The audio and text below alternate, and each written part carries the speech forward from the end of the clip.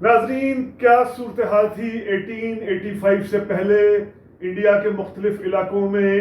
India کے مختلف classes کے کیا تحفظات جنم لے رہے تھے، کیا کیا ریزرویشنز جنم لے رہی تھی، کس طریقے سے کسان لاکھوں کی تعداد میں ہلاک ہو رہے تھے، انڈیا کا انٹلیکچوئل طبقہ کیا سوچ رہا تھا کانگریس کے قیام سے پہلے، 1885 سے پہلے، اور خود جو انڈیا کے اندر نئی کیپٹلسٹ کلاس پیدا ہو رہی تھی اس کو برٹش کے حوالے سے، برٹش سے کیا ڈیمانڈز تھی، یہ سب ہم جانیں گے، وجوہات جانیں گے، کیونکہ یہ وہ وجوہات تھی جو انڈین نیشنل کانگریس کی فاؤنڈیشن میں، انڈین نیشنل کانگریس ان وجوہات کی بنا پر، ان کازز کی بنا پر وجود میں آنے جا رہی تھی 1885 سے پہلے۔ یہ سب آپ دیکھیں گے ری تھنک وتھ عمر جاوید میں، اس آج پارٹ 2 میں۔ تو اب 1885 سے پہلے جو تین بڑے کلاسز، تین بڑے طبقات، تین ایسے بڑے سیگمنٹس آپ کہہ لیں سب کانٹیننٹ کے، کہ جن کو کچھ تحفظات تھے، کچھ کمپلینٹس تھی یا کچھ ڈیمانڈس تھی، ان میں ایک تو انڈیا کا اب ایک ایسا انٹلیکچوئل طبقہ پیدا ہو گیا تھا، کیونکہ انگلینڈ اپنی یہاں پر ایجوکیشن پالیسی کو لاگو کر چکا تھا۔ میکاولے کی جو تھیوری تھی پوری انڈیا کو، سب کانٹیننٹ کو کس طرح کی ایجوکیشن دی جائے، وہ پالیسی یہاں لاگو ہو چکی تھی، جس کے نتیجے میں یہاں پر بھی ایسے انٹلیکچوئلز پیدا ہو گئے تھے، ایسے دانشور پیدا ہو گئے تھے کہ جو خود ویسٹرن پولیٹیکل تھاٹ کو سمجھتے تھے، اور اس کے ساتھ ساتھ کچھ ایسے انڈینز بھی تھے، سب کانٹیننٹ کے ایسے افراد بھی تھے جو خود انگلینڈ جا کر، جنہوں نے پڑھائی کر لی تھی، انگلینڈ جا کر پڑھ گئے تھے۔ اگر ہم 1882 کی بات کریں تو تب تک انڈیا میں 4 یونیورسٹیز قائم ہو چکی تھی، 67 کالجز بن چکے تھے کلکتہ، بمبئی، مدراس جیسے بڑے شہروں میں، اور ایسے انڈینز بھی جس طرح میں نے کہا جو انگلینڈ جا کر پڑھ چکے تھے۔ اب یہ ایسے انڈینز تھے کہ جنہوں نے ایسے پولیٹیکل فلاسفرز کو پڑھ لیا تھا، جان لاک کو پڑھ لیا تھا، مانٹسکیو کو پڑھ لیا تھا، روسو کو پڑھ لیا تھا، ایڈمنڈ برکے کو پڑھ لیا تھا، جان سٹیورٹ مل کو پڑھ لیا تھا۔ ان کو پڑھ کر یہ انڈین انٹلیکچوئلز جان چکے تھے کہ انگلینڈ جس طرح سب کانٹیننٹ پر حکومت کر رہا ہے، انگلینڈ جس طرح انڈینز پر حکومت کر رہا ہے، خود اپنے ہاں اس نے لبرٹیز دی ہوئی ہیں، اپنے شہریوں کو کافی حد تک رائٹس دیے ہوئے ہیں، اپنے شہریوں کو پولیٹیکل رائٹس دیے ہوئے ہیں، ہمارے ہاں اس کی نیگیشن کی جا رہی ہے، کیونکہ خود یہ انڈینز اب انہی فلاسفرز کو پڑھ چکے تھے جن فلاسفرز کو پڑھ کر انگلینڈ اور یورپ کے اندر پولیٹیکل رائٹس آئے، انقلابات آئے اور سارا سسٹم ہوا، تو انڈینز وہاں تک پہنچ گئے تھے۔ تو اب انڈین انٹلیکچوئلز کی جو تھی وہ کچھ جو بڑے 4-5 کمپلین ہم کہہ رہے ہیں، 4-5 ریزرویشنز تھی 1885 سے پہلے۔ وہ کیا تھی؟ ایک تو بہت اہم وجہ تھی جو لارڈ لٹن کا دور تھا، ایز اے واسرائے لارڈ لٹن 1876 سے 1880 تک انڈیا کے واسرائے رہے۔ ان کے دور میں بہت زیادہ سب کانٹیننٹ میں امپیریلسٹ ڈیزائنز کے لیے پالیسیز ایسی بنائی گئی، جابرانہ کئی قوانین بنائے گئے، سپریس کیا گیا آزادیوں کو مزید۔ یہ لٹن کی وجہ سے، لارڈ لٹن کی وجہ سے، کی پالیسیز کی وجہ سے بہت زیادہ ریزرویشنز تھی۔ اس حوالے سے جو انہوں نے ایک ورناکولر پریس ایکٹ 1878 میں بنایا تھا، اس ایکٹ کے تحت جو ورناکولر پریس ایکٹ تھا 1878 کا، جو لکھنے کی آزادی تھی وہ کافی حد تک کرٹیل کی گئی تھی۔ اظہار رائے کی آزادی، یعنی حکومت پر تنقید نہیں کی جا سکتی تھی، انگریز کے خلاف کچھ لکھا نہیں جا سکتا تھا، بہت سخت ایکٹ تھا یہ۔ انڈین لینگویجز میں انگریزوں کے خلاف کچھ لکھنے کی سزا اس میں دے دی گئی تھی، یا وہ چیز شائع نہیں ہو سکتی تھی۔ اس کے بعد پھر ایک ایلبرٹ بل تھا 1884، ایلبرٹ بل جس کو کہتے ہیں، کیونکہ انڈینز کی ایک ڈیمانڈ تھی 1884 سے پہلے کہ جو یہاں پر مقامی انڈین ججز ہیں، ان کی کورٹ میں بھی انگلینڈ کے لوگوں پر جو مقدمہ بنتا ہے، اگر کسی انگلینڈ کے شہری نے کرائم کیا ہے تو یہ تھا کہ انگلینڈ کے شہری نے کرائم کیا ہے، اس کا مقدمہ ایسی کورٹ میں چلتا تھا جس کا جج بھی انگریز ہو۔ تو یہاں کے انڈینز کی انٹلیکچوئلز جو تھے، ان کی ڈیمانڈ تھی کہ ایسے جو یہاں کے انگلش شہری ہیں جو انڈیا میں کوئی کرائم کرتے ہیں، ان کا مقدمہ انڈین ججز کی کورٹ میں چلے۔ تو یہ بھی ایک تنازع تھا جس کو ایلبرٹ بل کہا جاتا ہے 1884 میں۔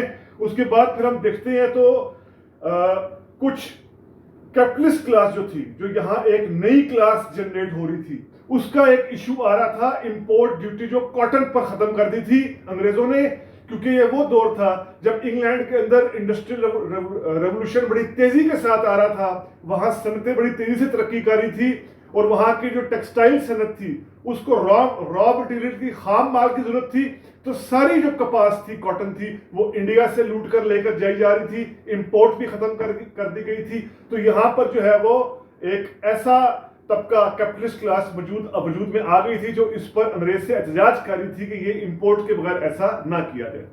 अब उस हवाले से तीसरा जो एक बहुत बड़ा अहम इशू जन्म ले रहा था, वो ले रहा था बड़े पैमाने पर जो साउथ इंडिया के इलाके थे, जो दक्कन के इलाके थे, उसके साथ साथ जो मद्रास के इलाके थे, जो ये महाराष्ट्र के मराठी इलाके थे, यहाँ पर बहुत बड़े पैमाने पर कहत बर्पा हो रहे थे, कहत जन्म ले रहे थे, लाखों किसान हलाक हो रहे थे। तो ये कुछ बुनियादी फंडामेंटल जो है वो वजूहात थी।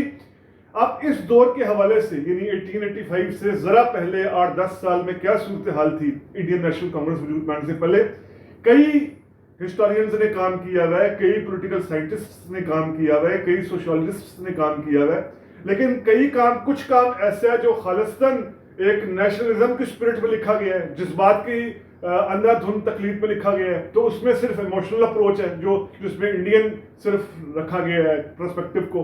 कुछ लिखा गया है प्रो ब्रिटिश पॉलिसी के तौर पर कि बरतानिया नवाजी के तौर पर, कुछ जो है फिर आगे मजीद हम तफरीक करेंगे कांग्रेसी नुक्ता नगाह से लिखा गया है, कुछ मुस्लिम लीग की नुक्ता नगाह से लिखा गया है।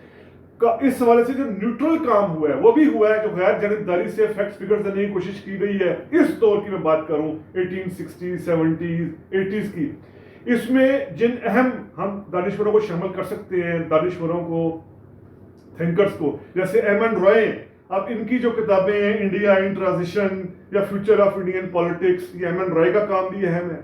लेकिन इसके साथ साथ मैं बहुत अहम काम समझता हूँ जो आर.पी. दत्त थे। अब आर.पी. दत्त जो हैं वो खुद ब्रिटिश के एक जर्नलिस्ट थे, एक दानिश्वर थे, पॉलिटिकल एक्टिविस्ट भी थे, एक मुफक्कर थे, दानिश्वर थे। इन्होंने खुद इंडिया आकर रिसर्च की इस दौर पर कांग्रेस के वजूद में आने से पहले, और रिसर्च के नतीजे में इन्होंने किताब एक शाया की, किताब लिखी इंडिया टुडे 1914। अब इस किताब में जो आर.पी. दत्त हैं, इन्होंने प्राइमरी सोर्सेज से पूरी तहकीक की है। प्राइमरी सोर्सेज से मुराद ये कि जो खुद उस दौर में डेटा लिखा जा रहा था, 1885 से पहले जो डेटा लिखा जा रहा था, फैक्ट्स एंड फिगर्स लिखे जा रहे थे, इन्होंने खालिस्तान वो सारी रिसर्च की और फिर इस किताब में शामिल किया। अब हम देखते हैं कि इस दौर पर आर.पी. दत्त अपनी किताब इंडिया टुडे में क्या कहते हैं। हम खास बात देखते हैं, उन्हीं की किताब से हम देखते हैं कि वो क्या बात कर रहे हैं। अब आर.पी. दत्त ये बात कर रहे हैं कि during the second half of 19th century the Indian bourgeoisie was coming to front, यानी आप अगर पैरे को देखें इनकी किताब से जो लिया गया है कि 19th सेंचुरी के सेकेंड हाफ में 1860s में, 70s में, 50s में एक बुर्जुआजी क्लास पैदा हो रही थी, इंडियन कैपिटलिस्ट पैदा हो रहा था, और 1853 में एक कॉटन मिल भी मुंबई में बन गई थी। अब देखिए 1880 में 156 मिल्स इंडिया में थी, जिनमें 44,000 वर्कर्स मजदूर काम कर रहे थे। 1900 में 193 मिल्स थी, जिनमें 1,61,000 मजदूर काम कर रहे थे। इसके अलावा ये जो मिल्स थी ये खुद इंडियंस की थी, ये हमें बता रहे हैं। इसी के आगे लिखते हैं, एट द सेम टाइम एक ऐसी एजुकेटेड मिडिल क्लास ही पैदा हो रही थी जो वेस्टर्न एजुकेशन को समझती थी, लॉयर्स, डॉक्टर्स, टीचर्स, एडमिनिस्ट्रेटर्स, ऐसा तबका भी पैदा हो रहा था। और इसीलिए ये सारा तबका जो था ये पैदा होकर शऊर रख रहा था, वेस्टर्नाइज्ड इंटेलिजेंसिया वाला। और फिर ये देखिए the basic economic conflict between the new Indian बर्जुआजी, यानी जो एक कन्फ्लिक्ट इंडिया के कैपिटलिस्ट का पैदा हो रहा था बरतानिया के साथ, वो क्या था 1882 में कॉटन इंपोर्ट का। जो मैंने वो बताया कि इंडिया का कैपिटलिस्ट ये कह रहा था कि आप ये जो कॉटन बिल्कुल ड्यूटी के बगैर बाहर लेकर इंग्लैंड लेकर जा रहे हैं अपनी इंडस्ट्रियल ताकत की खातर, तो जारी बात है इससे वो इंडियन कैपिटलिस्ट का एक तरह का वो अपना हक समझता था। तो ये वो अहम वजह बताते हैं आर.पी. दत्त अपनी किताब इंडिया टुडे के पेज 276 में کہ یعنی ایک ایسی کلاس پیدا ہو رہی تھی کہ کیپٹلسٹ کلاس ہی پیدا ہو رہی تھی، اس کے ساتھ ساتھ مڈل کلاس بھی پیدا ہو رہی تھی.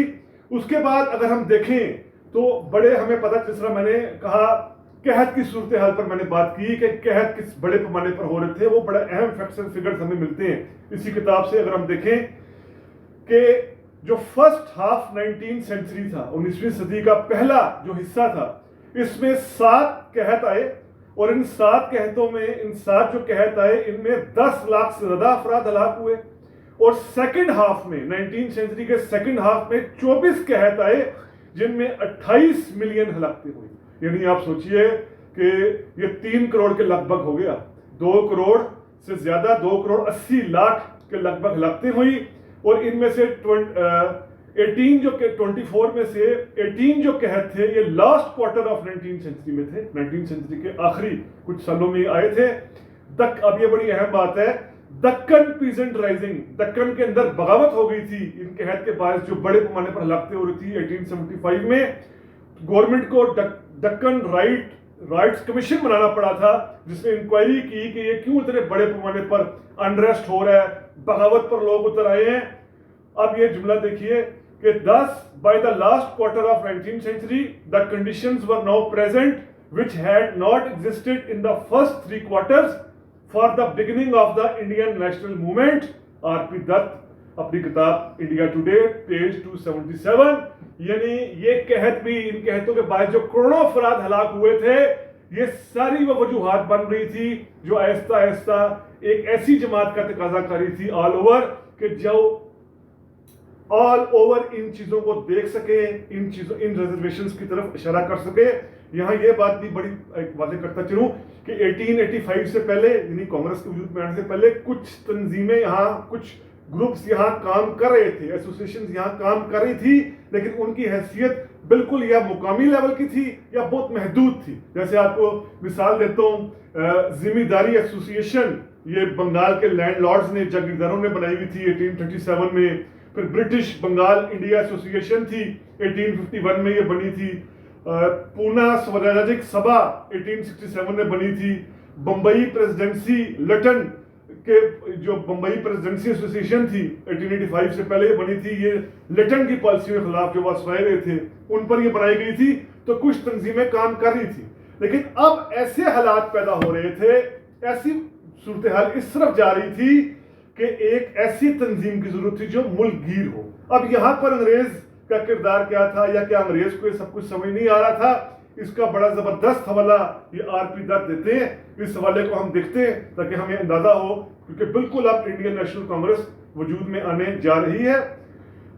In 1875 the Indian Association founded by Surendra Nath Banerjee was the first organization representative of educated middle class.